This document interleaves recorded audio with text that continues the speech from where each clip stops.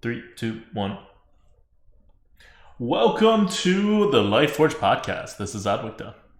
This is Merps, and I don't know. I have nothing interesting to say, but let's just jump right into it. This will be a very BG focused podcast. So for those of you guys who are looking After the forward, news. yeah, First, I there's mean, going to be a lot of non BG well, related stuff. yeah, but we're not going super into Arena just because Arena has been.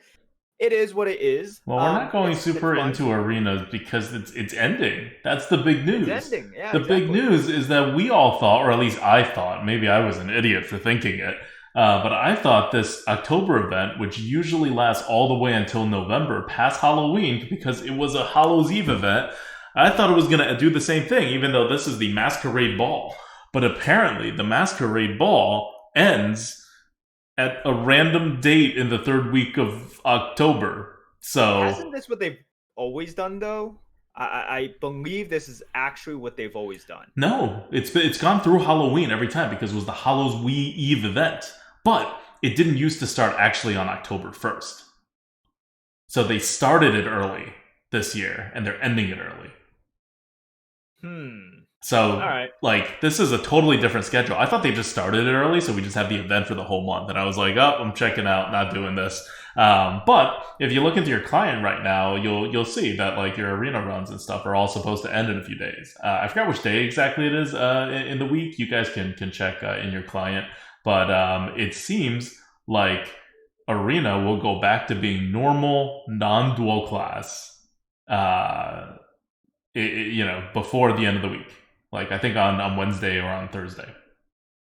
And that is pretty big news for people who care about any kind of balance in arena because it's the dual class event. There's no balance. Everything's crazy, and they're ending it in 3 weeks, the same way that normal dual class events are.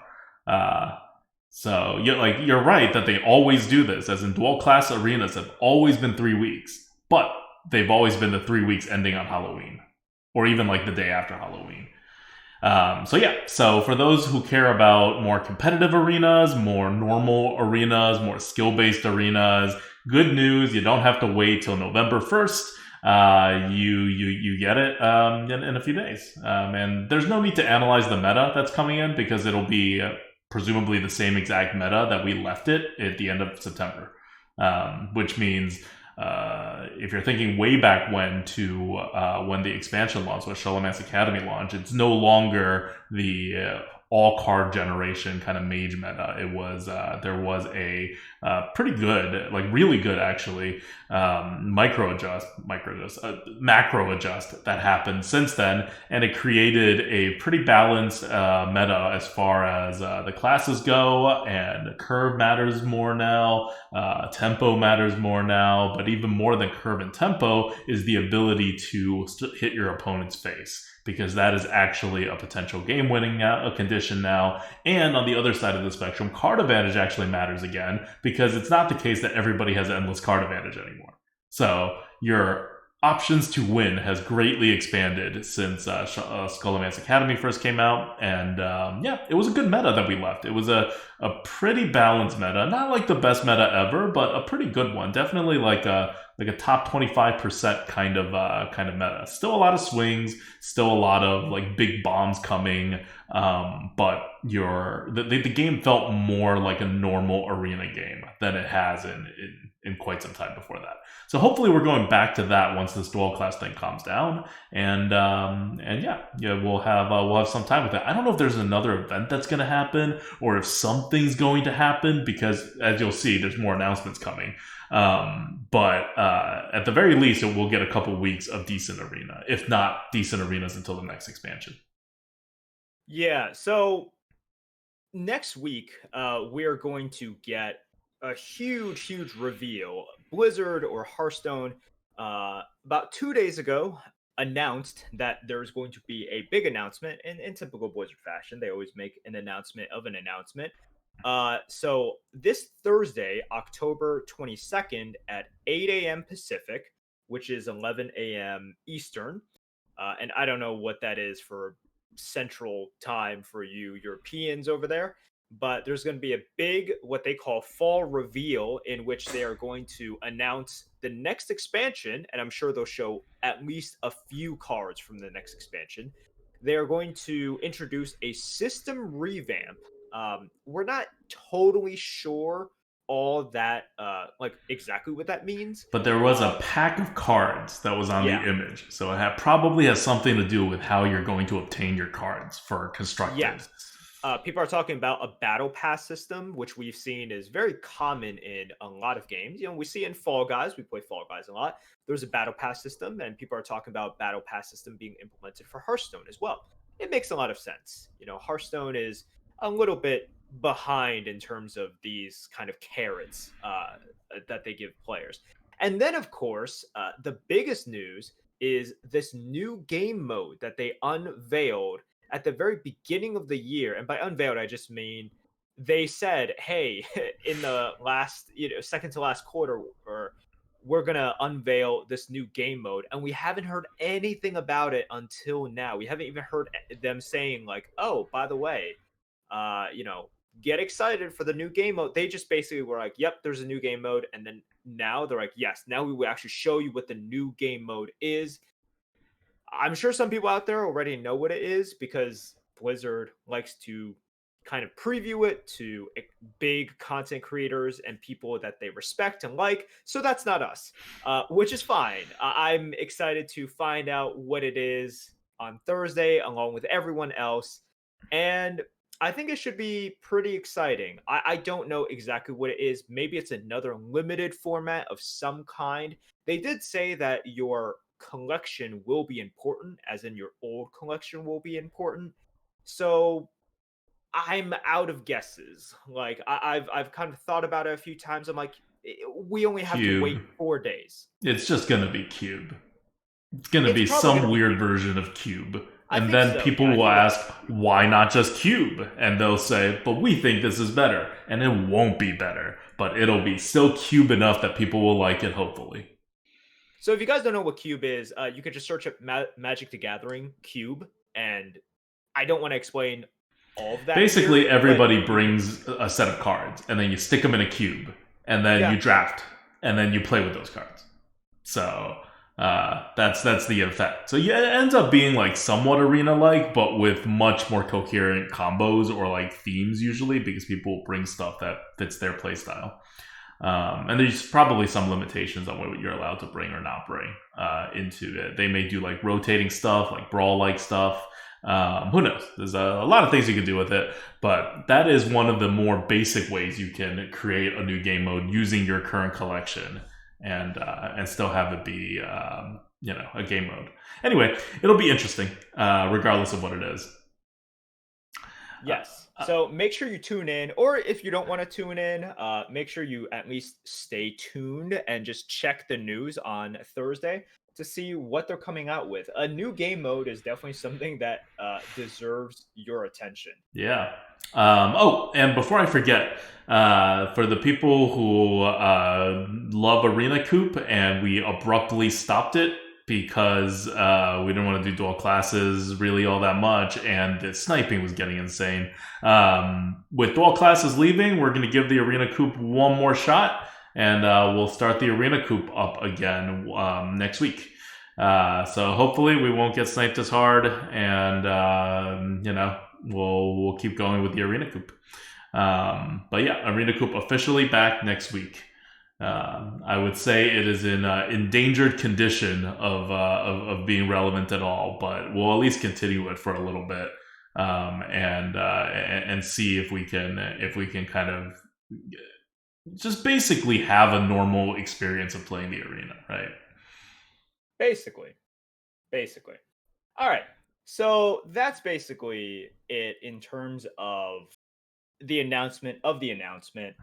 And then past that, BGs, which we haven't talked about, had a huge change up this week in terms of a big balance patch that I think Blizzard was quick to come out with because they knew how bad the meta was and how angry people were, how frustrated people were. So they came out with something that they believed would help. Let's talk about that now. Yeah, let's talk about that because I read the patch. Like, if you guys haven't been paying close attention to the Lightforge in the past few weeks, I haven't played Battlegrounds since the Elementals came out. So I have never played or watched a single game of Battlegrounds, and I am unqualified to speak at all about any of this. I have only heard other people talk about stuff. I have read about things. I have kept up with the news, but I have never actually touched or seen the game being played. But where we left off, even before the patch, there were some obvious problems. And then when the patch came out, there was, when the new heroes were introduced, it was obvious some of them were going to be OP. Anyway, here is the balance patch. First, Ragnaros was nerfed. Rag, as we all know, was winning a ridiculous percent, like the highest ever win rate hero to exist in Battlegrounds. Close to it? Yeah. Who was higher? Hooktusk. Was Hooktusk really higher at its peak? Yeah. Wow. Yeah. Hooktusk because Rag was 3.1. Yeah, Hooktusk was for a little bit. It depends on what your kind of capture rate is, right? You're like, oh, I need it to be like that for a week. Okay. But I think for a couple of days, Hooktusk was 3 flat. Oh, okay. And it was like 2.8 for a while. Oh. It was really, really, really bad. Okay. Well, but Hooktusk went back down to like 3.3 even before the nerf. So that was the nerf to Hooktusk or the nerf to Soralisk? Oh, I see. Okay, it was a different time. So yeah, that's fair. That's fair. Okay, but anyway, Rag was then the second most powerful hero ever. So he got nerfed as everyone thought he would. He got nerfed from requiring 20 minions to trigger his hero power to requiring 25 minions. So it got delayed, and with that delay came expected drop in his proficiency. I'm going to look at top 5% stats on HS Replay, not top 1% due to sample size issues. I still look at 1%. I think the sample size is there. I mean, 32K. Okay, it doesn't matter. 32,000 games. Okay, it doesn't matter. They're basically the same thing. Ragnaros is 4.18. If you're looking at top 5%, 4.1, I think 6 if you're looking at top 1%. That's a 0.02 position difference. It doesn't matter. I'm looking at top 5. Top 5% right now at 4.18 puts him as the 6th best hero. So still premium, but not overpowering. Great change from a pure numbers perspective. Also, in addition to delaying his hero power also, more importantly, only gives +3/+3 now instead of +4/+4, which was a widely called upon nerf, so that he has less like just raw power to dominate. So at least from a mathematical statistical perspective, that seemed like it worked. Yeah, look, Rag is still fine. If you get Rag, you're not unhappy with him. You do play him a little bit differently now, because when it was the pre-nerf Rag, sometimes what you wanted to do on 7 gold is to actually buy, roll, and then buy again in order to make sure that you get your hero power after the next turn. So you got it effectively after the 8 gold turn. Now that's unrealistic because of the bump up to 25. So you actually just end up playing a lot more normal. So Rag it turned from a hero power in which you would actively hunt to finish it as fast as you can into something in which you're just like, okay, I'm just going to play normally and then I will benefit. So it's kind of like, just any other hero, like a late game kind of hero power in which you're just like, okay, I'll just play normally and then I just want to get the good units and I'm just able to activate it right now. So Rag is still good. I played him a few times. I've won with him a couple of times as well. He's just not the like the huge hammer that's like hitting everyone really early on in the mid game because of these buffs. Yeah. So and the snowball is literally 25% less. Like even if it started at the same time. So there's quite a big difference, right? You drop a hero from positioning on average 3rd, like insane, to positioning on average like 4th. That's such a big difference. Because if you do one more drop, that turns you from a top tier hero to a useless hero, right? Like you do one more drop of the same equivalent. So that's how much they nerfed Rag. It was a huge nerf, but he was so high up that they had to do that, and he's still a really good hero. Okay, next up, nerf wise, is Maiev. This is the kind of quote unquote obvious nerf to do because Maiev was really powerful and they did a very tiny nerf to Maiev, but it was, I don't think, the right nerf, and we'll go into why afterwards. Yeah. And we talked about this before in like Lightforge like a month or two ago. But Maiev, hero power, as you know, is pay 1 mana, make something in Bob's shop dormant, and then it gets +1/+1 after 2 turns. They made that into just +1 attack without +1 health. So it doesn't really hurt Maiev that much. It causes Maev's early game to suffer very, very slightly, and then it stops being relevant after a little bit. It doesn't really affect scaling. I guess if you're tripling stuff and you're going to keep the triple thing, it affects that a little bit, but that's usually not like a heavy consideration. Maiev right now is number 1. Not insane win rate wise, a little below 4. So like 4.04 on top 5%, on top 1%, 3.93 because better players use Maiev better. It's always been the case. So your best hero again is Maiev, and we're familiar with this world. Basically, like if you think this nerf did like really anything, it didn't.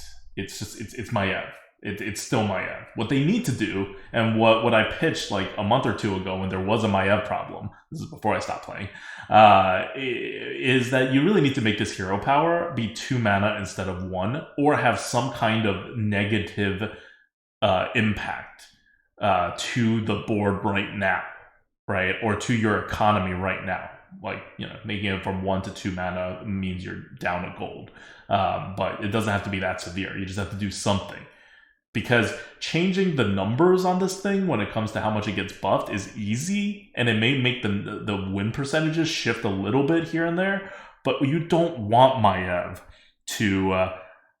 like this pushes Maev's hero power to be more and more for economy, to be more and more for like getting the triples, and less for getting something that can be used in 2 turns. And that's not where you want to push the hero power, because that's the exact area of Maev's hero power that is super overpowered. The part of Maev's hero power that is lesser explored and less broken and not as often used is when it gets used for tempo. So you want to actually change this hero power to something like 2 mana and give it +3/+3 instead of +1/+1. Like some ridiculous thing like that will actually stop Maiev from doing Maiev things, which no one likes, by the way. I think at first people were like, oh, it's a cool thing Maiev can do this. I can, be very skillful and do this. And now it's kind of like, oh, Maiev is a problem. Well, Maev's always going to be a problem. You can make Maiev not have any bonus stats and Maiev will still be a problem. So it's a weird nerf. Yeah, so one of the questions in terms of design and balancing that people always have is, do you balance for the good players or do you balance for the bad players? Because if you are just looking at HS replay stats for the top 50% who use HS replay, so once again, these are the top 50% of the people who track, which means pretty decent players. Yeah. Maiev is not a problem. Maiev is only the 6th best hero. Rag, Alakir, Rafam, Lich King, Omu are all better. Maiev is very, very just kind of, in the pack. It's pretty tame. It's basically Millhouse and Daryl tier for those players. Also, I mean, Millhouse is sick nowadays at higher tiers, but well, I won't talk about that. It's basically Daryl. How about that? Yeah. It's effectively Daryl. And that makes a lot of sense. Kind of just average players. I mean, these are significantly above average players because it's top 50% who track. So these are significantly above average players. Like that's how I feel when I play Maiev. I feel like I'm in that category where it's a good hero, but I don't feel like that they're broken. But I don't play Maiev particularly well. If you don't turn plan well with Maiev, she doesn't do much. But if you know how to turn plan with Maiev, set yourself up really well, she is unfair. And we know, for example, MOBAs have had this issue in which some heroes are just really not problematic at the lower MMRs. But, when you take really high skilled players and put these heroes in their hands, for example, in some MOBAs, you're just like, this can't exist. It's just unhealthy. These abilities mixed with these players is, reaction times, their anticipatory skills. Same thing with Maev, where you put it in the hands of a really good player, and their hero power is effectively okay. Like, you want that Caligos, you want that little rag, you want the double genies. All you have to do is just pay 3 gold for it, starting from turn 1. That's it. Mm-hmm. Here you go. Meanwhile, other players have to pay a lot in order to just get the same thing. So Yeah, and it's when you just say you're really paying not a thing. when you say you're just paying 1 mana in each of those, you mean you're paying them for the triple? Yeah. Well, you're just paying 3 gold, but you're able to pay slowly, right? It's like you're putting in a small payment plan starting from turn 1, in order to get the triple, like, Yes. immediately. Yes. But I Yeah. just wanted to Okay. clarify that when you Basically, say you're paying yeah. 3 gold to get the Caligos, you mean you're paying 3 gold to get a triple, and that triple turns into a Caligos. Yep.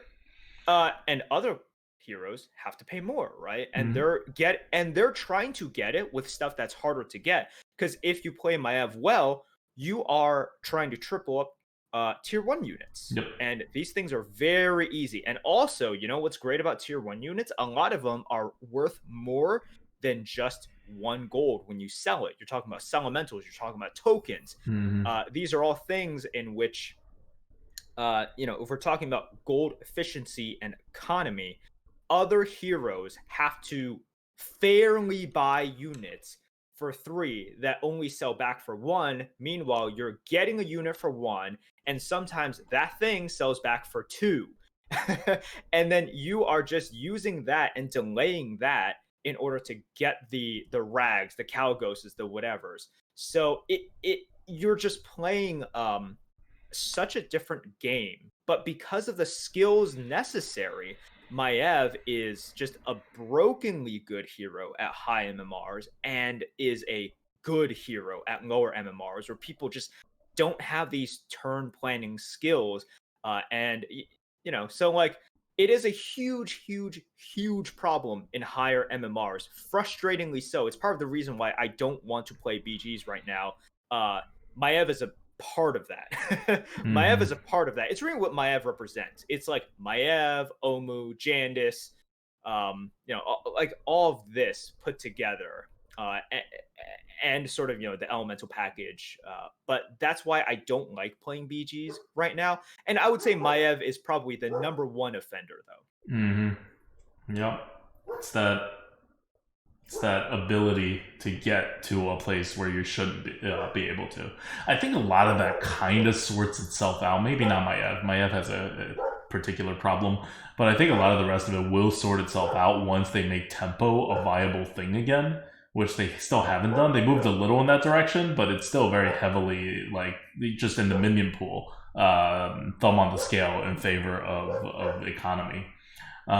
So I feel like there's definitely more balancing changes coming. Like, you'll see that they made the pirates a bit better, but they got to improve pirates more, and all of that will make things a little better here and there as it goes on. But for now, this Maev change didn't do much. Okay, next up is Chen Valla. Chen Valla was the terrible elemental hero that got added, that people tried to play, that didn't work, and people said don't touch it. That's all I know about him. So the actual hero power is, after you play 3 elementals, reduce the cost of upgrading Bob's Tavern by 2. And they changed it to, after you play 3 elementals, reduce the cost of upgrading Bob's Tavern by 3. So that's quite a big change. You're getting, maybe like, I would say 2 to 3 more coins basically by the end of the game through this change, and it's not the biggest change, but it is an impactful change. And if you look at Chen Valla now, for all players, right, the baseline, Chen Valla has 4.5 win rate. So you move the nearly unplayable hero into okay for all players. Now, you're still forcing a kind of a playstyle, right? Like, we know that when you look at all players, if you try to force a certain playstyle, they do better because it basically forces them to have a plan. where they otherwise would kind of not have a plan. And similarly, if you look at Chen Valla in the top players, I was looking at top 5%, but let's look at top 1%. Chen Valla in top 1% is at 4.86. So significantly below where you want to be. And that's because you had an unplayable hero power. You gave basically 2 or 3 coins to it, and that wasn't enough to make it into a playable hero. I mean, it's kind of playable now. You're like in the same area as stuff like Hook Tusk, right? And like Curator. Like, it's fine. It's just you would never pick it unless you absolutely had to. So here's where I'm gonna come in having actually played. She's totally fine. Chen Valla is totally pickable. I think this is one of those times in which I would not purely look at the stats right here. I think a lot of people are staying away with from Chen Valla because of bad experiences.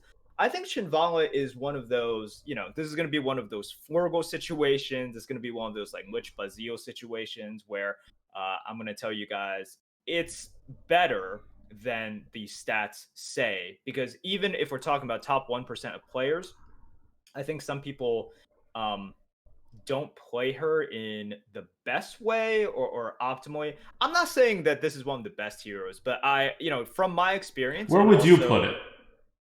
I would put. Let me see. Like above Yogg, below Yogg, around where Yogg is?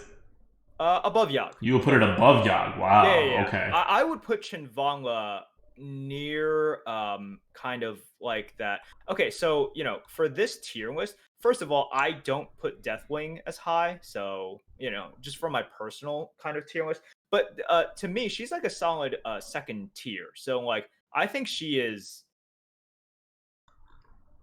better than Kael'thas right now. For me, I would pick her over Kael'thas. Mm-hmm. Well, it's also just because Kael'thas just isn't that great right now because of how the meta is. Like tempo heroes are just not great. Daryl is like the one exception, right? And I mean, Millhouse is a tempo hero, but he's also like he's a tempo hero, but he's also not. Like he also you can collect a lot of pairs. You can stack up. If you get Calgos, he's like really cheap. So how do you play Chen Valla? It's she's a pure momentum hero. So with Chen Valla, the big picture is you should be getting to tier 6 faster than anyone.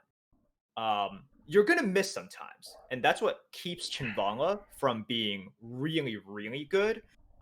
But the goal with Chen Valla is to just kind of keep your momentum, speed into tier 6, and then you just dominate by picking up more elementals. So when do you hard level? It's really difficult to say when you hard level because we're talking about reductions coming at weird times and whatnot. I would say one of the things that you want to keep thinking about is and one of the biggest decisions. So I did a co-op with like Slissa and Sunglitters yesterday. We played Chen Valla quite a few times. I think it was 3 or 4 times. We had really interesting discussions based on, do you level first and then take the reduction that's coming up, right? So, it's just like Kael'thas. It shows like, oh, you play 1 elemental, you play 2 elemental, you play 3 elementals. And on the third one, you get that reduction. So the question that you're going to be asking yourself a lot is, okay, do I level and then take the reduction to sort of keep the momentum moving forward? Or do I want to take the reduction so I can buy an extra unit or maybe even 2 units and then stay a little bit stronger for this turn, but kill my momentum a little bit, right? There's no right answer there, but like for a lot of situations in Hearthstone generally, you have to be aware of this. If you're asking yourself this question, you're ahead of the game. Like, you might not get the right answer always, and I don't know the right answer to all of this, but that's what you want to be asking yourself a lot. You'll be with Chen Valla, you'll be facing this situation. Do I level first and then take the reduction? And that's the momentum play. You're shooting up in tiers faster. Or do I play it a little bit safe and then play it in order to take the reduction for the upcoming level a little bit faster? That's basically it. And I know that I've had decent results with Chen Valla. Sunglitters has had pretty good results with Chen Valla, to my knowledge. But it's, you do get that kind of Flurgle feel to it, in which sometimes the game just doesn't cooperate with you, right? But when it works well, oh man, it works so well. It works really, really well. So once again, this is, you see the similarities to Flurgle here. I think some people just are misunderstanding exactly the best ways to use it. The people who are really good might just stay away because they don't want to hurt their MMR, and it's just not really worth it for them to test out Chen Valla or be like, oh, I want to master this hero who's like better than the ratings say, but still not amazing, right? So if you guys are interested in a hero that is, in my opinion, pretty fun, and I think is kind of undervalued right now, Chen Valla is it. I definitely think she is much, much better than her stats say that she is. Because if you just look at the stats, the top 1%, she's about as good as Curator. And that is totally not correct, in my most humble opinion. Because well, I mean, if you say that they're better than Caltheus, then they're better than Sir Finley, and that's like, I think anybody better than Sir Finley at any time is a hero worth mastering, because that means you're in the top. So Finley is better than Kael'thas right now in the ranking, because Kael'thas sucks. Like, this is not a temple meta. Okay, I see. Fine, yeah. fair. Oh, yeah. If you're still under the belief that Kael'thas's hero power is decent, nope.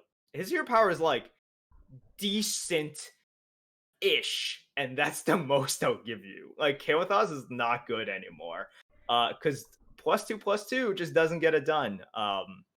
And that's crazy. That's crazy that Millie is above Kael'thas. How does that even happen? Yeah, it's an immediate spike in power on units that really like it. No, I think it's sample size. I just don't think the 1% has enough sample size on HF. Well, it's also right not. Now. It's not a huge if you look difference. but if you look at like top 5%, it makes a lot more sense. Where you have Kael'thas at 4.43 and Millie at 4.54, and then you also have Kael'thas also above Sir Finley. I would say like Millie and like Kael'thas are about the same, which means like Finley and Kael'thas are about the same. Yeah. I'm just saying I would definitely pick Finley over Kael'thas.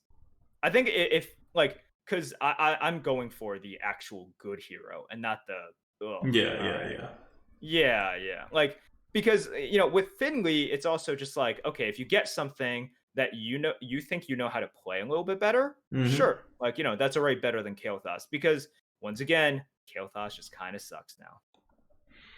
All right. Well, check Chen Valla out then. Yeah, I don't have similar to the Flurgle situation, like in which a lot of players are just, they either don't find it. Flurgle has a structure. Flurgle is so structured. Yeah. This feels like it has no structure whatsoever, because the structure is dependent on you finding elementals, and you could find multiple elementals, like ones generate others. It's based on you finding elementals, but it's based on you recognizing the importance of momentum or the importance of surviving, so that you can. So do you even level on turn 2? Like, if you don't have an elemental, you still level on turn 2, right? Yeah, you still level. No, that's not it's not like Flurgle, in which you have a completely different structure. When I first talked about Flurgle, and of course, the Flurgle of today plays a lot different than the Flurgle when I first talked about him. But yeah, the Chen Valla now, it's just, you don't do any sort of fancy schmancy turn 2 kind of shenanigans. You just kind of stay there. Okay, so you don't stay anywhere then. You just kind of play your game, and then you get your discounts. And then you just get the discounts. Yeah. Oof. I'm not saying it's super consistent, but I think it's much better than where she is currently sitting, which is Curator level. Okay.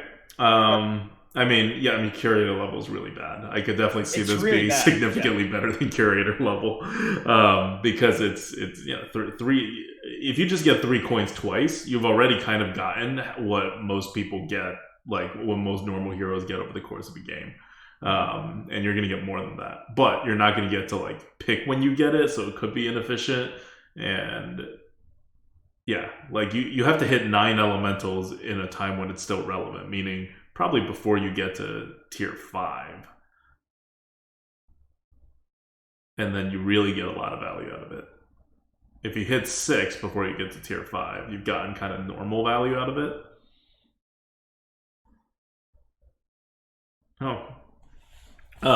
Okay. Moving on. Next, my favorite hero of all time, Patchwork, got a buff, finally. If you remember, Patchwork used to have 60 health, and then they made him have 50 health. Now he has 55 health. This was the weirdest buff ever. They gave Patchwork 5 health. It is very clear to anybody that you can give Patchwork back his old 60 health, and nobody was going to call him OP. But they didn't do it. They cared enough to make him go up 5 health, but they didn't give him back his old health, even though, like, it's just such a weird, like, kind of thing. This is another one of those points where you could tell that they're, like, balancing for, like, terrible players, because, like, Patchwork is fine. It's like a 4.5 if you look at all players in the current patch. But if you look at the top 1%, for example, Patchwork is down at 4.88 because it's not enough health to compete. So if you want to say Blizzard knows what they're doing because this was so obvious, it's kind of hard to think that the balancing team at Blizzard didn't know that this was going to happen. They kind of just picked balance at the lowest levels for Patchwork, and they're just okay with keeping him irrelevant in the higher levels, especially in this meta, right? Like, this is a meta where Patchwork's hero power kind of does the least possible. Yeah, like, it does stuff, but then on those turns in which you're getting hit by a ton of damage, a lot of times it's like that buffer almost doesn't matter, right? It's just boring, man. That's really the problem with Patchwork. So we've talked about it, and boring is good. What's wrong with boring? You need some boring heroes. There are people who like boring stuff. You need boring heroes that, like, the idea of the hero power, or like what it does, right? Like, not everyone has to have a cool, sort of really different hero power that it fundamentally changes the way that they play. Mm-hmm. For example, Kael'thas has a boring hero power, right? Yeah. But it's interactive. It's boring, and that makes it worse for me. I would prefer it not be interactive. I mean, let's face it. You're really weird. Okay, you're really weird. So okay, but there should be some heroes geared towards me, right? Like, it's not like they can only, like, gear towards 2 different types of audiences. There should be no heroes geared towards you because that's too small of an audience and they would just lose money, okay? So here, like, for example, here's my idea. With Patchwork, even if you want the idea of him to be HP, just make it so that, like, okay, he starts at 40 health. Every time he tiers up, he gains 4 health. Something like that, in which you push the button and then you see him gain health. So what does this mean when you go up to, okay, so you go from 1 to 2, 2 to 3. You get it 5 times. 4 to 5. Yeah, and then 5 to 6. So when you're on tier 5, he is at 56 health. So, like, the smallest of buffs from this, right? And then I would say in most, like, 99% of games, you're going to go to tier 5, especially in this meta. You're going to tier 5 eventually. And then if you go to tier 6, you're at 60 health. Boom. Great. But once again, so fundamentally, the idea of it doesn't change, right? It's like for Kael'thas, like, what is it? You're adding stats in a very boring way, but it's interactive. And here, it's like, yes, you push a button and you see your health go up. I'd prefer it to be something like that rather than just, okay, you literally do not have any thought necessary into your hero. I don't know. I think you're reminder. But if you need to push the button, then you're forcing a playstyle, right? Then you have to get to 6, or at least you have to get to 5, and you're eliminating ways in which Patchwork would work without getting to that high. Like, that's what's great about Patchwork, is you never have to change your game plan. And you're making it so that you have a thumb on the scale on the game plan, which goes against what you want to do with Patchwork. Like, I think it's very elegant how Patchwork is set up. I just think there's no reason why it wouldn't be 60 health. Even at 60 health, it's not like it's going to be OP for, like, bad players. It's just going to be, like, a better than average hero for bad players, and apparently that's too much for Blizzard because this is a very boring hero and they want everyone to move on from him.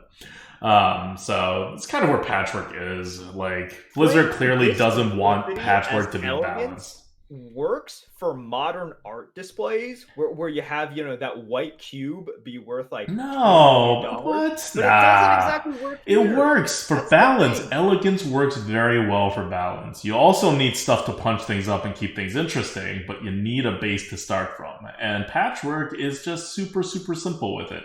Like, there's no reason to do anything fancy with it. Mostly because the more you do fancy stuff with it, the more you lose Patchwork's flavor, and the more you lose Patchwork's playstyle, like the flexibility of Patchwork's playstyle. Like, that's what makes it boring, right? Is that you don't have to change your plan at all. You can, but you can do it in various different ways. Anyway, I heavily disagree with your direction for Patchwork. Just move that number up a little. Right now, this is Blizzard saying Patchwork is designed to be a hero, not that you just grow out of, but that even from the very beginning of your career, it's kind of like a meh hero. And I think that the game would be better off, especially for newer players and for players who are not up on all the complexity of this really rather complicated game that is Battlegrounds. You want Patchwork to start off as a good hero and then eventually become a bad hero. So that's 60 health. That's not 55 health. And I hope they get there eventually. And it's not just a philosophy that Patchwork can't even start as a good hero, that he just starts as an okay hero. Yeah, I don't think anyone would mind or really care if you were at 60 health. I think that's fine. Like, why touch it? That's my question, right? I would almost rather they don't touch it and just to be like, oh, we'll get to it later. But they've clearly touched it, and they're like, this is our view on Patchwork. Who knows, man? Who knows? Yeah, they either shouldn't have touched it, or they should have just bumped it back to 60. Yeah. This just feels... It's weird. Extra, but also completely useless. Mm-hmm. So and 55 is an ugly number. Why not 60? 55 is also just an ugly number, exactly. Go to 60, man. Yeah. All right. For you 55 lovers out there, I'm sorry. All right. Next, another hero change, Syndragosa. Syndragosa goes from freezing things and giving them +1/+1 to getting +2/+1 when you freeze things. Syndragosa sucked before. Syndragosa is now okay. She's okay. She's very much okay. And here's the thing with Syndragosa. I've only played her... No, sorry. I've actually played her twice. I got second in one game, and I think I got like fourth with her in another game. That +1 attack really makes a difference. It huge difference in the beginning. Yeah, it fundamentally changes kind of your incentives and how much you want to freeze things. Mm-hmm. It's not uncommon now to just literally freeze every single turn. You're really just freezing every single turn up until like 8 gold, I would say, because let's say you're on tier 2, right? If you're in tier 2, if you freeze tier 1 minions, basically any tier 1 minion that gets +2/+1, that is going to be better than tier 2 units that you will find. Yep.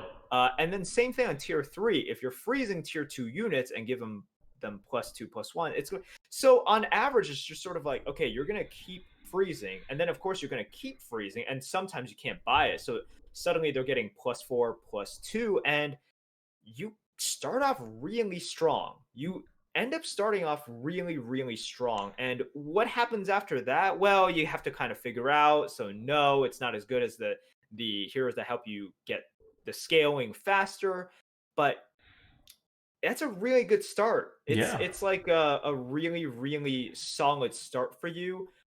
You're pretty much just a better Yogg, and the stats say that you are a better Yogg. Very slightly better Yogg. Yogg is still better in the early at basically preventing stuff from happening, and Yogg is better at setting you up for the late game. But that middle area, Syndragosa is better. Turn 1 and turn 2. Yeah, Yogg is better. And then Yogg is better again when you get to the point where you just use the 2 mana to like economy sometimes, like later on. Yeah, the weird economy times, sure. Hmm. But so Yog's advantage is literally just in turn 1 and turn 2, and then Syndragosa pops off Yeah. after that. So So if you the look at the advantage. win rates, like Syndragosa's win rates are like third, fourth, fifth, sixth. A lot of it, like a lot of power there. Getting Yeah. first and second, quite a bit harder. It follows like stuff like Yogg has a similar distribution, Millie has a similar distribution, Deathwing has a similar distribution, Caltheus has a similar distribution. These are all heroes that are early game tempo heroes, right? And Syndragosa is a bit more of that mid range and then does nothing later. Where you compare it to Caltheus, which like still functions in the late game, just less so. Or you compare it to Yogg, which his hero power dies off like a lot earlier. Um, yeah, you have these kinds of tempo heroes. And what's interesting about these tempo heroes is that they don't move like up or down too much, but they do move based on the meta.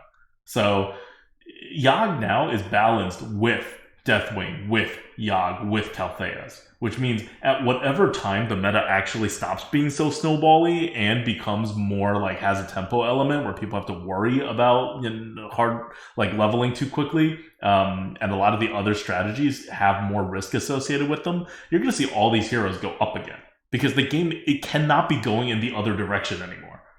We've already hit the point in which if you make it any more snowbally, everyone knows it's just worse. So, and Yeah. also pirates are the worst right now still. So whenever they like fix pirates some more, it'll just naturally be a little more tempo gamed. All right. All right, So finally, last hero, King Mukla, Banana Rama. You now have a chance to give King Mukla a big banana that gives a minion +2/+2 instead of +1/+1. Do you know what chance that is? I think it's 1 in 5. I believe it's been reported it's 1 in 5. Okay. So, not It's a a huge thing. deal, but it is a thing, I guess. He still sucks. His hero power just doesn't do enough, man. It just doesn't do enough. Like you're paying for stats. And the problem with his hero power is you're paying for stats that don't scale, right? Um it doesn't help you get scaling, and his hero power also doesn't scale, period. So that's the sign of a bad hero. That's it. Yep. All right. So those are the hero changes. Some old heroes got a look, and then the new heroes got another look. The two top heroes from before got nerfed. Maybe I gotta think they gotta nerf Maiev again at some point. But otherwise, overall balance is pretty good on the heroes front. Even if the meta itself is, as Murph said, a little unenjoyable. Let's move on to minions. A lot of minions also got changed. The two minions got removed. One is Whirlwind Tempest, which is a new minion actually. So I guess they just like kind of gave up on this guy, like being able to be balanced So anytime quickly, or no, Cora's reasoning was because so Whirlwind Tempest gave your Wind Fury units Mega Wind Fury, yeah. and she just said Mega Wind Fury was just not as fun for people facing it. Hmm. So you can still get Mega Wind Fury if you get number one a Golden Zap or a Golden Cyclone Elemental, but she said just sort of giving Mega Wind Fury more availability was Right. not something that they liked. Okay. So I don't think a lot of people miss Whirlwind Tempest Yeah. that It much. is one less elemental in the pool though. It is. It is. It definitely hasn't taken away from the power of elementals, but yes, Hmm. it is one less elemental. Yeah, and a lot of elementals, the games and the hero powers and whatever rely on just playing more and more elementals. So this is a tier 4 minion, so it has to have a small effect on like just stuff. But yeah, like I understand that it itself is not particularly missed. So the next one they removed was Pogo, which was the way to balance Jandis, and everybody, or I don't know, this was my way to balance Jandis at least. I was like, you don't touch the hero power, you just get rid of Pogos, and then you have a good hero. Um, so they did Yeah, a lot of that. people are disappointed in Pogos leaving, and I understand, but Pogos were always going to limit design space Yep. in some way. way. Pogos are that unit in which you have to look at the benefit versus the sort of limitations that it implements, and it really holds back design a ton because it's this one unit that just scales too hard or it Mm-hmm. doesn't scale enough. There's really no in between. The sort of fine balance that you could potentially have in pogos is so thin. Like it either sucks or it's going to be amazing, like just huge. So I wouldn't like pogos to be in the game No. because it's kind of fun, but Mm-mm. you shouldn't have pogos in the game. Nothing with the word double should ever exist in the game. That's just what Well, it it is. doesn't really double. It doesn't double. It gets +2/+2 for each one you played before. So it's not double. It's like yeah. It's But it's it's it's it's it's that type of scaling that you don't want to happen. Like, what are you complaining about for like elementals and stuff like that and the snowballing, right? It's the same effect. It's that snowball effect that just ruins the game. And pogos have it very contained within pogos, but you get a hero with a hero power that makes work of pogos, and then you have that problem.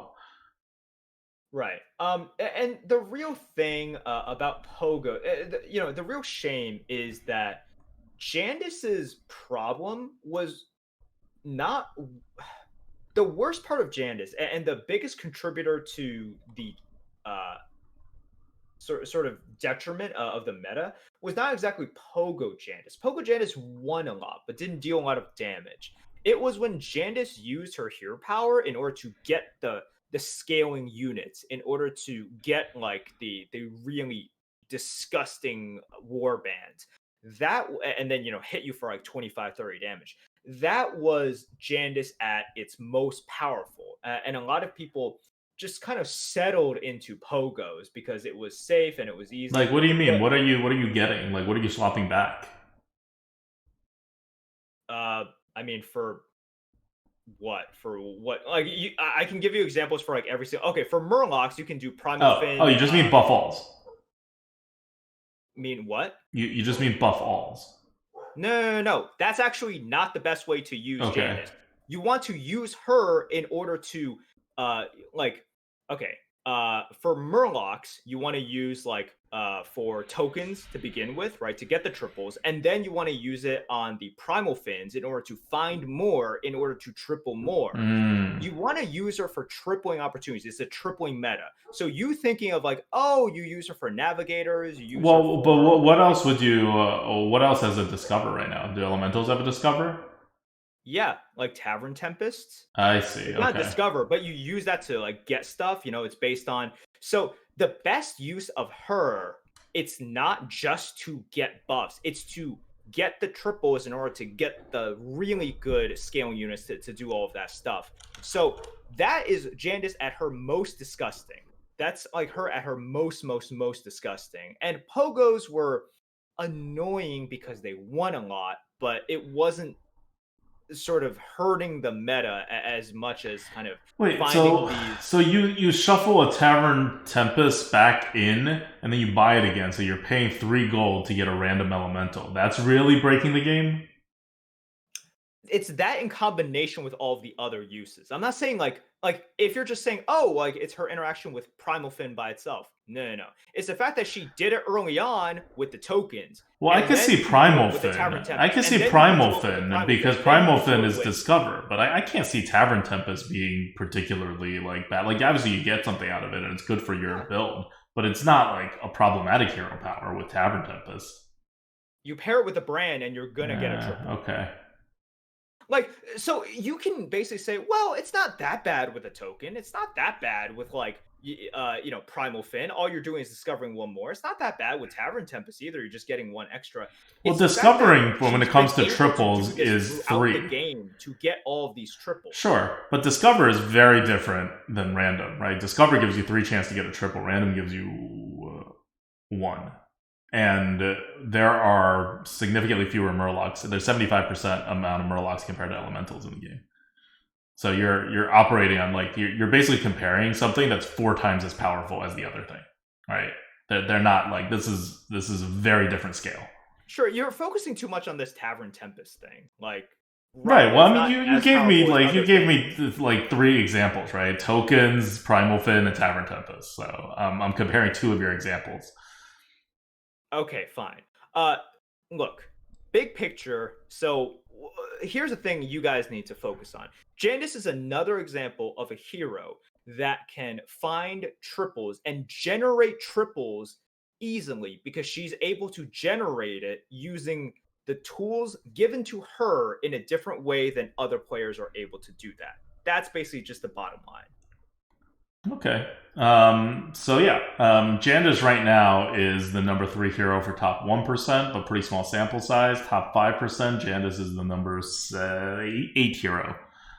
So there's definitely like a gap there in terms of being able to use Janda's well, and her win rates are heavily skewed towards first place. Like, Yeah, if it works, it works. If it doesn't work, you kind of have a meh hero power. that's also just the meta nowadays as well. Well, Like, most other heroes are not anywhere near as like their finishing distribution is not Of anywhere course, near heroes will have different as that. distributions. I'm just saying that is the meta nowadays, Right. more so than at any other point of BGs. Yeah, but like Rafam and Jandis are the only two that have that distribution pattern of win rates at that scale. Which is interesting about Rafam. I feel like that's because a lot of the Rafam rates are probably from 4 stacks. Because I don't think Rafam like naturally just gets first place like that much. I don't know. I will say this: if you guys are playing and you are thinking to yourself, if I just ask you the question, how much? First of all, sorry to be an elitist. You basically have to be over 9K at least to answer this question because I need you guys to be in high MMR lobbies. If I ask you, how often do you think group queues are affecting your games? And you say, I don't see them at all, you are 100% wrong. No, they don't see them. They don't. They It, are well, unable to that's see not them. true. They don't see them. You are not looking for these things. If you actually look closely and if you're actually scouting and you see these, just you will see. Because if all you're doing is scouting your very next opponent in order to see how strong you think they are, and you're not looking at what other people are doing when they're facing other people, not relative to, their direct relationship to you, you see a lot of weird stuff going on. And sometimes I will say, sure, maybe it's just like kind of a fluky game, like weird stuff can happen. But I'm gonna, tinfoil hat time. It's happening a lot. I see pretty egregious examples and some examples in which I'll just be like, okay, this is a 50-50. Like, I don't know. But with enough of kind of these examples, I'm like, if just 50% of these, in which I'm being conservative, like it's stuff that makes no sense. Two people leveling together on a turn in which these are not heroes that level on that turn. Um, Times in which I know how strong one hero is and how weak another hero is. Uh, and then suddenly, like, that weak hero is tying or like even beating that hero. It just, none of this stuff makes sense if you're paying attention to it. So it's really disappointing because people care about the MMR system. We just saw a huge BG tournament based on the MMR system and the end placements of them on the EU server. So people obviously care about it. Blizzard obviously cares about it. But once again, streamers are constantly pressured to not group queue because then their audience gets angry. And so people are just like, well, okay, the top streamers aren't doing it. I don't see it in my games. Must not be that big of a problem. It really is. You just don't see it. You literally don't see it, but it's happening. All right, Selfless Hero is the next one in that's moved from tier 1 to tier 2. Yeah, look, this is a change in which a lot of people are talking about, oh, it's a selfless hero meta. This is one of those changes where I'm just like, okay, we have to talk about this in combination with the next change. All right, next change, Deadly Sport, tier 4 to tier 5. That's a good change. So I think it's a good change. I guess this is one example where I think Blizzard looks at the problem and then their fix is just kind of focusing on the wrong thing. Because okay, what created the rock paper scissors meta in which we have uh huge elementals and then the counter is selfless hero and poison, and then people complain, they're like, wait, we don't want to play these cheesy cheap divine shield, selfless hero, baron, tons and tons of small deadly spores and like 1-2 poison murlocs, versus these 100 elementals. It's just bad. So they're like, okay, we'll nerf these poisons. We don't want these like cheesy comps. What caused it was actually the scaling, like the ability of heroes to get to these elementals that can scale in a ridiculous rate. So them fixing Selfless Hero and Deadly Spore and Poisons, I think it just kind of misses the point. It's like, if you don't have that sort of ridiculous scaling that fast, which causes people to give up everything in order to, like, sort of like turn and run towards these Selfless Hero Deadly Spore comps, then you won't see a problem with it. But then we saw the problem with Selfless Hero and Deadly Spore because Blizzard made the environment such that there was super fast scaling, like super fast early access to this scaling. And then so the people that don't hit it right away have to retreat into these builds. If you had removed the ability for characters and heroes to get these really, really good scaling units fast, there's no need to do it. People still have a chance. They can keep up. They can play mid game. They can do this. They can do that. They don't have to retreat to this. But then, this is what I hate about the nerf. It's like, I think they're kind of just missing the point. It's like, you're angry at the canary for dying. Like, yeah, the canary is there warning you. Selfless Hero and Deadly Spore being the meta was a warning to you. And instead of kind of being like, okay, we need to address the meta now, they're just like, wow, canaries suck. We gotta like do something about these canaries. They keep dying. So that's what I think it misses. Do I really care about it like so much in the end? No, whatever. Like, we can fix the meta in other ways. This specific change, Selfless Hero and Deadly Spore, both moving a tier up, I think is just them misdiagnosing what is wrong with the meta, though. Okay, here's my view on it. I don't care about the meta. I'm not in the meta. From a purely game design perspective, Deadly Spore should never have been 4. You have a tool that can be used to shut something down by itself, by multiple copies of it. It has literally unlimited attack.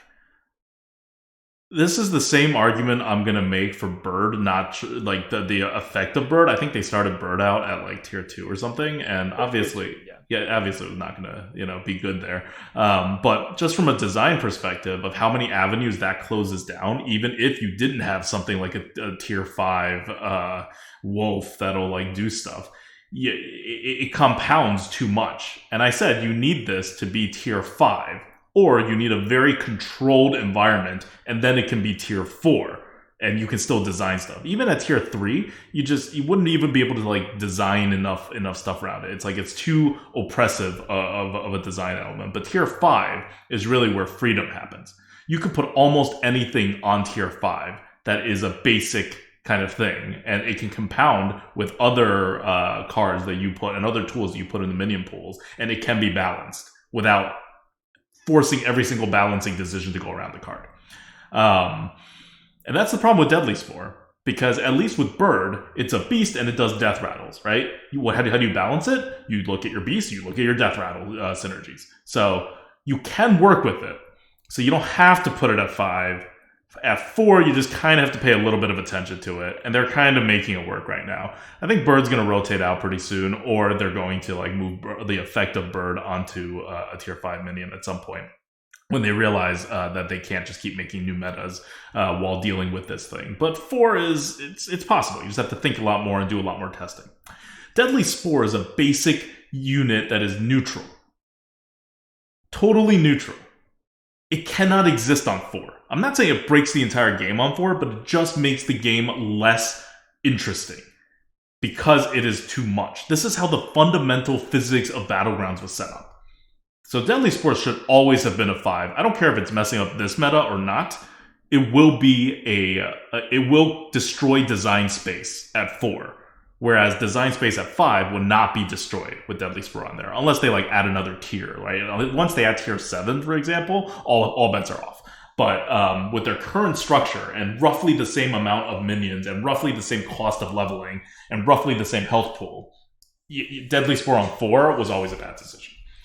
Now, as for Selfless Hero, I don't know why Selfless Hero ever existed on 1. Like, honestly, I know it was like always on the borderline of causing trouble, and I'm not saying that they didn't change Selfless Hero now because of everything that you're talking about. That sounds like a very Blizzard thing to do. But having a pretty much neutral unit, I guess it synergizes more with Death Rattles and Divine Shield. But having one like an untried unit on tier 1 that is so good when it is tripled up, like, that's asking for it, right? Like, can you control it? Yes, you can control it because, again, it's like the bird situation, right? But why?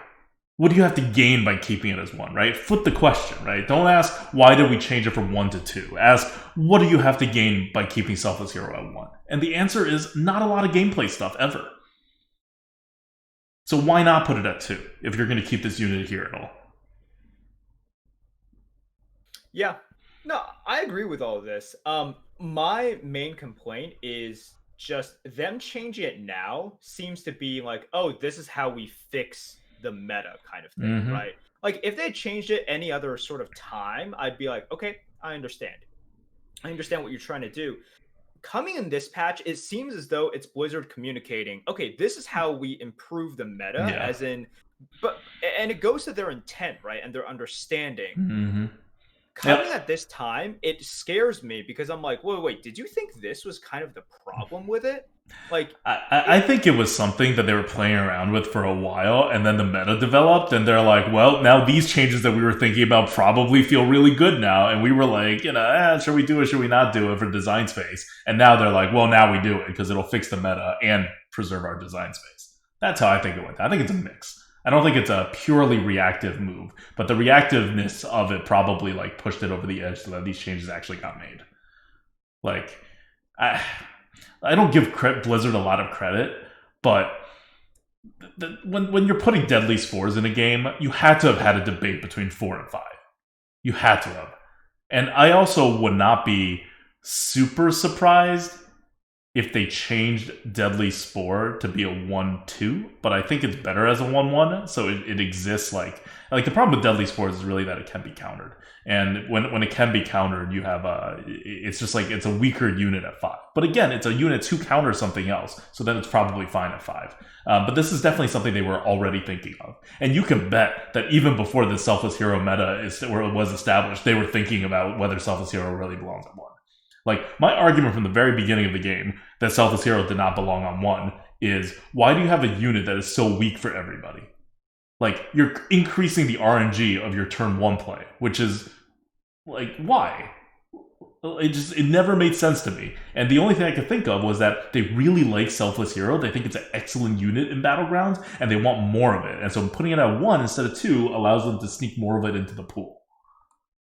And now they've realized they don't really want more of them in the pool, or at least that's not a particularly compelling reason to cause the problems that it does. Anyway, I just like the substance of the changes are fine. Is kind of my point.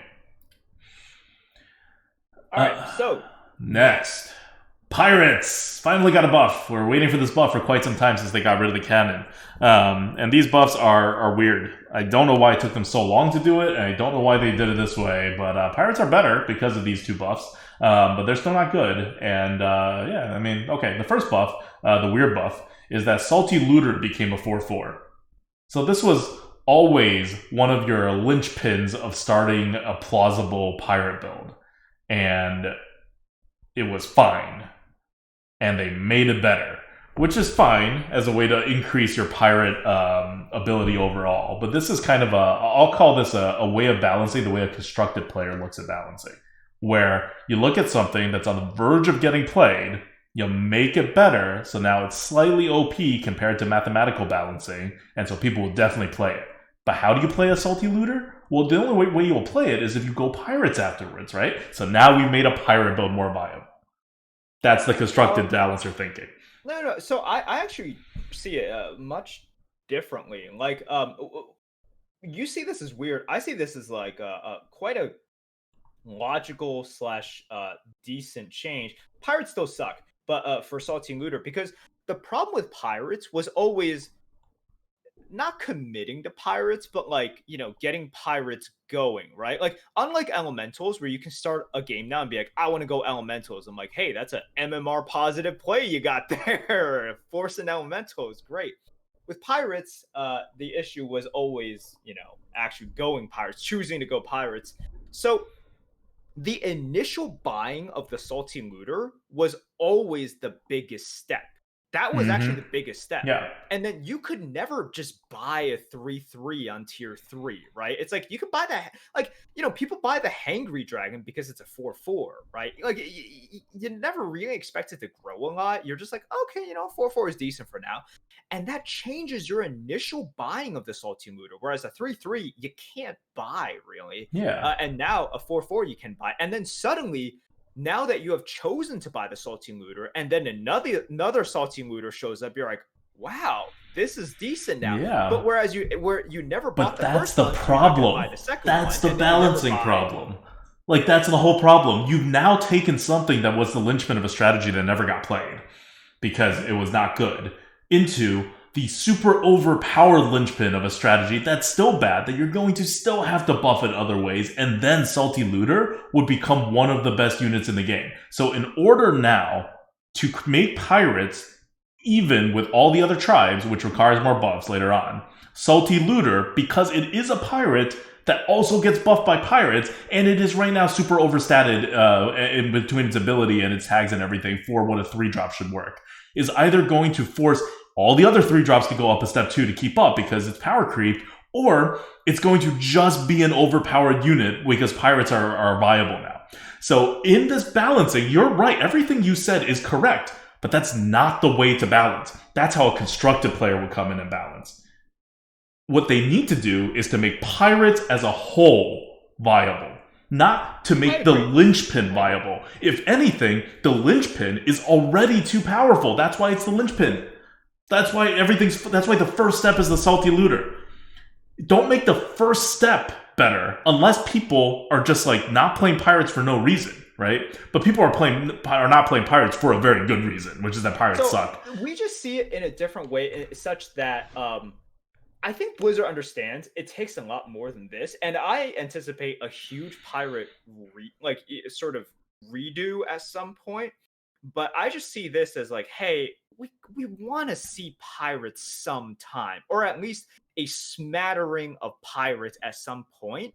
And this will take you from seeing pirates 1% of the time to like 3-4% of the time or something. Yes, like that. But when they do the next step, unless they revert this change, which they won't, because their whole goal is to buff pirates, right, in the next pirate change. So unless they like start a whole rework where they change all the stats of all the pirates or take out a bunch of units and add other units, and one of the units they take out is Salty Looter, this is just going to stay, and it's going to be a problem for whenever the pirates do get buffed. Like, this is just setting up the stage to make it harder to balance pirates. Why would you do that? Like, I understand this is not a permanent change. They can always mess with it, right? They may like know enough to understand all of it. But what this tells me is that they don't understand how pirates are supposed to function, and they don't understand how to balance the game. They understand how to make something more powerful. They understand how to make players end up playing a certain tribe more, but they don't understand how to achieve the actual end game of balance. Because this isn't a step towards balance. This is a step to make it harder to balance pirates. This is a step backwards that increases how good pirates are and how often pirates are seen for now. But on the road to making pirates balanced, this is a step in the like in the opposite direction. They have just made their lives harder. They have locked in design space. Like they need to change this card again to balance pirates. This card will not exist in a system where pirates are balanced, unless this card is pirates, right? For those of you guys who are confused as to what Adulta is saying, because both of us are talking about the difference between us is identification of what their goals are for this patch versus how much they can change in the future, because we both agree. So here is, I think, part of the confusion, because I see some people in chat a little bit confused about this, because number one, pirates are not good right now. Yeah, we both agree pirates are not good right now. And number two, people are just like, wait. So how does being +4/+4 change things? The idea is this: if something sucks right now, when it is good, when it becomes good, or in order for it to become good, you don't make the linchpin or the best unit that they have better. Especially if that unit has a double synergy, right? As a pirate and gain stuff from playing more pirates. So, for example, if elementals suck, you don't make Little Rag better. Yeah. You make other things around it better. If beasts suck, you don't just focus your energies into making Mama Bear better, right? You make other things better. You try to make Scavenging Hyena a little bit better. You try to make Pack Leader a little bit better. In order to make the tribe better / healthier, you don't put more into Mama Bear. You don't put more into Little Rag. So in terms of design, that's what Adulta is really unhappy about. He's like, for pirates especially, it's Salty Looter. That is your scaling unit, right? And you can say it's Hogger, but like the it's Hogger too. It's like, both of them. They work in tandem, but like Salty Looter is the beneficiary, right? So then you don't need to make that better, as in make that more incentivized and also just better initially. What you want to do is make other stuff better, and they did. We'll talk about the next one. But in terms of design, that's not exactly what you want to do. My whole thing is, I'm just assuming this is obviously not the pirate rebalance patch, whatever. So I'm just like, they want to increase the chances of you picking / people in general seeing pirates a little bit. So that's what they did. So I'm just like, you know what? That's fine. I think that this is fine for now. I don't mind it for this patch, but I can't see them changing this back, like in a future patch, in the future pirate balancing patch. That's true. I also don't like. So the thing for me is, I'm just like, I can't even anticipate all the changes that they'll do if they do make a pirate. Because right now, I think it has to be not a pirate nerf / buff. It has to be a pirate rework. Yeah. Because pirates fundamentally early game pirate rework. Their core identity, along with their units, are just they don't work. They don't work. They can't really work in the environment that we see in BG. So it requires a rework. I think the idea is cool, and I think a lot of people like the what the idea behind it, but it just doesn't work in BGs. So I'm anticipating kind of a rework. But I agree. If all they do is sort of like try the old way of like buffing / nerfing, Salty Looter is not what you want to put your more eggs into. Like this is not it. Like focus on other stuff, not Salty Looter, which is already the auto include in any sort of end game pirate comp. Yeah, and like I said, that is a perfect way to balance if you're a constructed balancer, because that's how you make things relevant. But in a limited format, that's not how you balance. In a limited format, which is what Battlegrounds is, what you want to do is balance the whole, not the top, right? Not the linchpin. It's the exact opposite philosophy. Because you're randomly offered all these things, whereas in constructed, you get to select things. So obviously, they need to make things good enough for you to actually select them. Okay, so the other pirate that got buffed is Bloodsoaked Cannoneer. That's the tier 3 4/2 pirate that gives all the other pirates +3 attack. It gained a health. This is like the most inconsequential buff. Yeah. Like, okay, fine. It was never a part of your like actual compositions. It's so inconsequential. Yeah.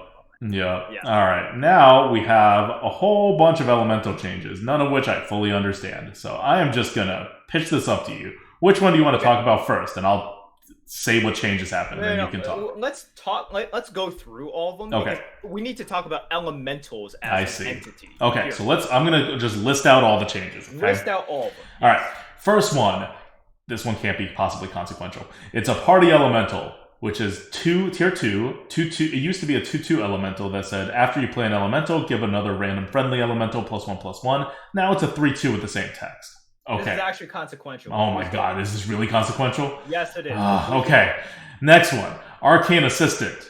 It's a tier 3 elemental, and it used to be a 3/2, give your other elementals +1/+1, and now it's a 3/3 with the same exact text. This one can't be consequential.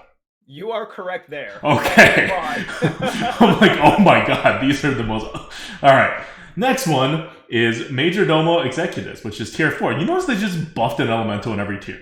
So Majordomo Executus used to be a 6/3. That is, at the end of your turn, give your leftmost minion +1/+1 for each elemental you played this turn. Majordomo Executus is not an elemental. And it has changed to, at the end of your turn, give your leftmost minion +1/+1, repeat for each elemental you play this turn. So you always get an extra +1/+1 compared to what you did before. Now, Majordomo was not good before, so presumably this made it better. I don't know if it's playable, but that's got to be some of the reason for it. It's more playable. You definitely see it more often. I have picked it a little bit more often. And but a lot of it comes from the fact that elementals are just the tribe right now. So you see Majordomo. So yes, the extra +1/+1 does make a difference sometime, and you know, might tilt it in its favor for you to pick it. But also it's really just the fact that elementals are you know, the tribe. Yeah. So, and you could control where the +1/+1 goes. So you put on your divine shield thing or whatever. Yeah, most of the time, your first unit for an elemental package is going to be Cyclone Elemental or Wildfire Elemental. So both of those benefit highly from getting +1/+1. No. Okay. Do you want to talk about that now and then do the next two afterwards, or really the whole thing? No, you have to do it. Oh, wow. Okay. I didn't know it was so connected like that. All right. Yes, everything's connected. All right. The next two got swapped in terms of tiers. We have a tier 5 Little Rag moving to tier 6, and then we have a tier 6 Gentle Genie moving down to tier 5. So Little Rag used to be tier 5 for 4. After you play an elemental, give a friendly minion stats equal to the elemental's tavern tier. This was... Same thing, yeah. So this is now the same exact text, and Little Rag was always really good, so they moved it up to tier 6, and they gave it +2/+2, so now it's a 6/6. But it means you can start this whole thing quite a bit later to slow down your scaling a little bit. Then Gentle Genie used to be tier 6, 6/8 Taunt, Death Rattle, summon another random elemental and add a copy of it to your hand. From what I hear, it wasn't particularly great. They moved it down to tier 5, same text, but they changed it to a 4/5 instead of a 6/8, which makes a bit more sense, I think, because that's when you need, like, it makes more sense at that point. You gain more from adding random elementals into your hand than you do later on. Although it's still super understated. Actually, I don't know. What's the average elemental size? The Death Rattle, summon another random elemental. What do you usually get out of it? Like a 3/3? This is the part where I laugh and say, he doesn't know. What? He doesn't know. What don't I know? What's happening? Yeah, you haven't played. You don't know. Oh my gosh. Okay, so what do you think comes out of a Gentle Genie? Oh my god, is it another Gentle Genie? Oh no, it's Amalgadons and Little Rags. Oh, what? Oh, because they didn't fix it. I see. So they changed this from tier 6 to tier 5, but they didn't cap the random things you can get at tier 5. Yes. Wow. So you could be at tier 4, tripling into tier 5, grabbing tier 6 units. Wow. Okay. Well, that's going to get fixed. There's no way that stays. It should get fixed. Okay, so for those of you guys who are out there being like, how could Blizzard do this? It is a bug. They have confirmed that it is a bug. It will be fixed at some point. But this is why people are calling it the Genie Meta, right? And why we have Mm, to talk about, or you have to read all of this and get to I Genie. see. So the meta right now is such that you are heavily incentivized to triple into 5 in order to find the Genie, in order to just pick up and also pick up elementals along the way. So that once your Genie gets you the rag and gets you, even just decent elementals such as Tavern Tempest, Wildfire Elemental, Cyclone Elemental, etc., you are benefiting off of it more. So it's the Genie meta. If you're able to, I had a game with Slissa and Sunglitters. We played Crag. It was one of the most disgusting games you will probably ever see. It'll probably be on Slissa's YouTube. So be sure to check that out. But we grabbed Lil Rag as a triple for the first discover, or the just drop from the Genie, and it just snowballed from there. If you're Lich King and you get a Genie, you can hero power the Genie to get another Genie, which gets you something else. You see what I mean? If you get a Baron after that with the Genie, you actually want to go down lower in units so you have room such that the Baron gives you more of the stuff. Like, these Mm-hmm. are all things. And then this is how you snowball. You just grab all of this stuff. So How it's often does this happen right now? uh too often. I can't give you exact numbers, and I also had a very entertaining game where I basically I had double Genie with Baron, and I just couldn't get anything for the life of me. But on average, you actually do get quite good stuff. Oh wow, What chat's all saying far too often. Hoppa says every lobby. Is this it's really? well, yeah, well, it's Oh, every lobby definitely. You individually yeah, might not be yeah. the But person, every but lobby, yeah, there's every lobby. someone who Yeah, yeah, hits yeah. it. Oh yeah, yeah, easily.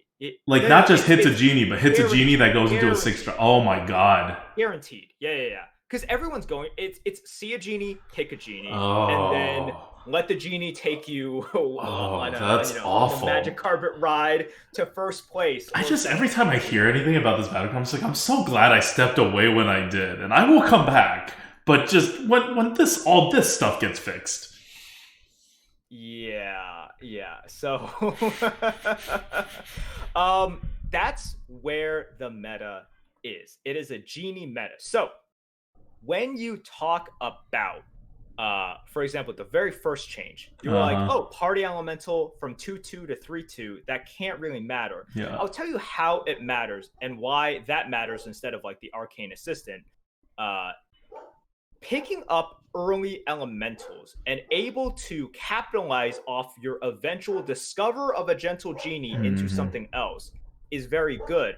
But that first requires you to pick it up. So once again, going back to the Salty Looter being a 3-3 versus a 4-4, I incentivizing you to see. pick it up, further incentivizing you to pick up other stuff. Party Mm-hmm. Elemental, when it was a 2-2 on tier 2, Yeah, it's you unplayable. couldn't take it. Yeah. You really couldn't. That extra attack and extra stat mattered a ton. Now you feel a lot better taking the party elemental, as in you should take it. Whereas before you shouldn't take the party elemental, and then it just starts the train. You Mm-hmm. taking the first party elemental means you can take the second elemental, right? Like by you Yeah. having it. If you never took the party elemental, you kind of don't take the second elemental because it's not as beneficial. So that's where it really helps. It's just like we see in the arena. Sometimes, like, uh, this is why Zombie Chow is so powerful, right? It's like, oh, it's just one extra health or Yeah. one extra stat or something over other typical one drops. No, no, no. That one stat snowballs into something much bigger. Yeah. Just But like how that. this one stat snowballs into suddenly you being a fully fledged elemental. And it Right. all comes from the cost benefit analysis of on that turn 3, do I buy this thing? Or like, is it correct to buy it versus not correct to buy it? Mm-hmm. No, that Yeah. makes sense. And then the arcane assistant change doesn't matter because you just buy it and sell it. Yeah, and by that time, yeah, exactly. And by that time, it's like the arcane assistant. It's less about this body and more about like the buffs, right? Yeah. Yeah. Or whereas the percentage of stats that you are gaining is very very different because arcane assistant. It's never a 3-3. It's like a I don't know 6-6 or something, in which you're Yeah. buffing everything, That was and then always like weird when they came out with it because the Murloc is a 4/4 on tier 3. It does the same thing. And this one was a 3-2. So, like, yeah, okay, that Murloc is freaking amazing and should probably be nerfed somehow. Like when other Murlocs be buffed, right? But yeah, 3-2 seemed like a super low stat line for no reason. Yep. Okay, so that's kind of why elementals are so good right now and so prevalent. It's this 1-2 punch of them improving the earliest scaling elemental, right? Like that's the thing you want to look at party element. It's the first scaling that you get, and it's decent. It's not inconsequential. Whenever you play an elemental, you give another random elemental +1/+1. That's good. That's a thing. And then, of course, all like these buffs to like Major Domo, for example. Okay, but really, it's all it's all about Gentle Genie. But allowing these players to commit to elementals and feel good about it earlier on, it makes a huge difference in being able to capitalize off the genies. So that's where we're at. It's a genie meta. Get the genie, get lucky, just be good, get good death rattle elementals.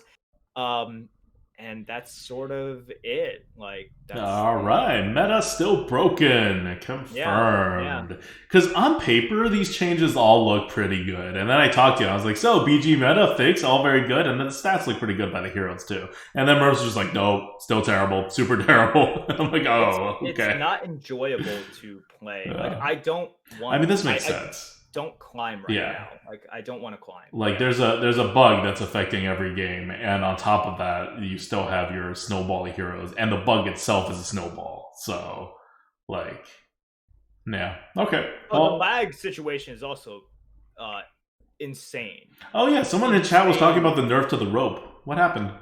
Is it just more lag?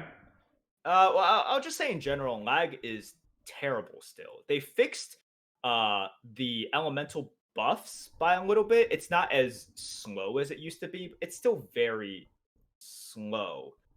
But yeah, I mean the lag is just really bad still. I see. They have to fix that. They have to fix that. Mouse in chat says there is no rope.